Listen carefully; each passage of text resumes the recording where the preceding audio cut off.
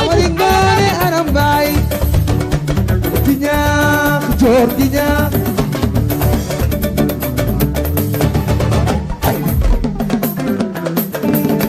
Amari Ngoone Aram suñu jógee ci coalition yow dañuy dem foofu ca Ziguinchor mairie Ziguinchor bi nga xamante ni tabb nañu seen maire bu bees muy Ousmane Sonko nekk foofu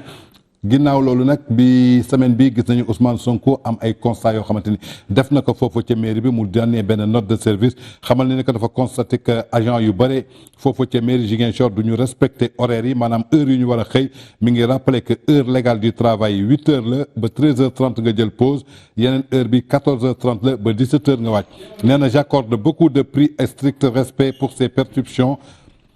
dans le secteur du cabinet le secrétaire général de la directrice des ressources humaines sont chargées de la bonne exécution de la présente maanaam muy note de service daal bi nga xamante ni kii di maire Ziguinchor Ousmane Sonko génnee na ko parce que xamal na ni que foofu agent wu mairie yi du ñu woon respecté heure de travail yi xamal na leen heure de travail yi 8 heures la maanaam 13h30 ngay jël pause 13h30 am nga 1 heure de temps bi ngay jël pause 14h30 ngeen war a liggéeyaat ba 17h maanaam muy ay mesures yoo xamante ni mesures yu rafet la ñu ngi koy saluer ndaxte Sénégal rek nga gis ni que ñoo xamante ni du ñu respecté heure de travail ki war a xëy 8 heures day toog ba 10 heures ñëw ki war a jël pause 13h30 midi mu génn dem yoonam da ngay am ay kayit yoo xamante ni da nga koy soxla parfois ci mairie yi doo fa fekk kenn ci bureau yi kenn du la ko signé donc muy ay mesures yoo xamante ni Ousmane Sonko jël na ko foofu ca mairie Ziguinchor muy ay mesures yoo xamante ni dañ koy saluer ndaxte képp koo xamante ni bëgg nga développement d'abord da ngay njëkk a respecter heure de travail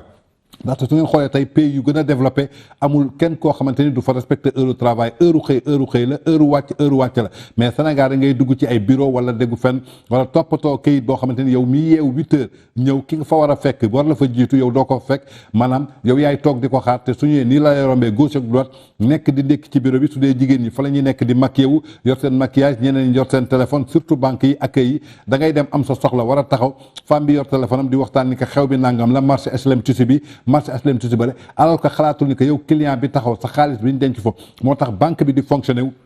tey ba nga war a mën a toog weer bi dee ñu fay la sa salaire en tout cas muy seen note boo xamante ni daal kii di président Ousmane Sonko di maire Ziguinchor jël na ko foofu ca mairie Ziguinchor kon jàppale ni que yéen désormais ñooñu nekk ci mairie Ziguinchor képp ku ci respecté wul heure liggéey bi maanaam 8 heures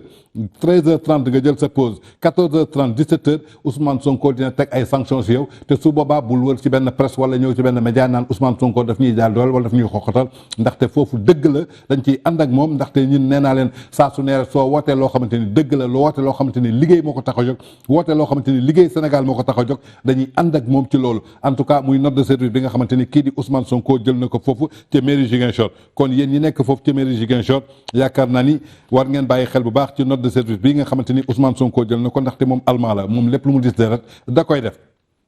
ba tey suñu jógee foofu ñu ngi gis beneen poste bi nga xamante ni kii di Anita Diop def na ko Anita Diop nag dañ ko xàmmee woon ci Amazon u Pastef yi maanaam Amazon u Ousmane Sonko yi ràññee woon nañ ko bu baax a baax ci Facebook bi maanaam muy défendre patriote yi bu baax a baax man mii Seydina Tange Tandian bare na ay commentaires yoo xamante ni su ma ko waxoon ci Ousmane Sonko day jóg ci Facebook am dal ci sama kaw wax ma li ko neex demoon na ba may monter ay photo di ma maquiller di ma defal lépp mais dañuy accepter on est dans un pays démocratique ñun nu ñu amee sañ-sañ tey toog ci télé bi wax suñu xalaat ci Ousmane Sonko moom it noonu la amee sañ-sañ dem ci page Facebook am wax xalaatam ci Tange Tandian donc on est démocrate on accepte tout on est fair play tey nag dañ ko gis moo publier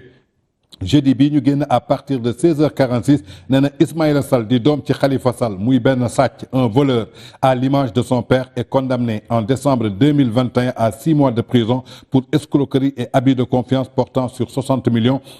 au préjudice d'un Espagnol du nom de Agatino Pelizerti nee na tapez sur Google et vous verrez l'info waxuma ko nag Anita Diop moo ko wax muy kii di doomu Khalifa Sall di koy woowee Ismaïla Sall nee na sàcc bu mag la à l'image de son père muy papam di Khalifa Sall nee na tëj nañ ko fi décembre 2021 6 mois de prison lan lañ ko tëjee woon escroquerie la def abus de confiance portant sur 60 millions ci benn espagnol boo xamante ni mi ngi tudd Agatino Pelizeri tapé leen nag sur Google di ngeen gis information bi ku tapé Google Ismaïla Sall fils de Khalifa Sall condamné à 6 mois de prison di ngeen gis loolu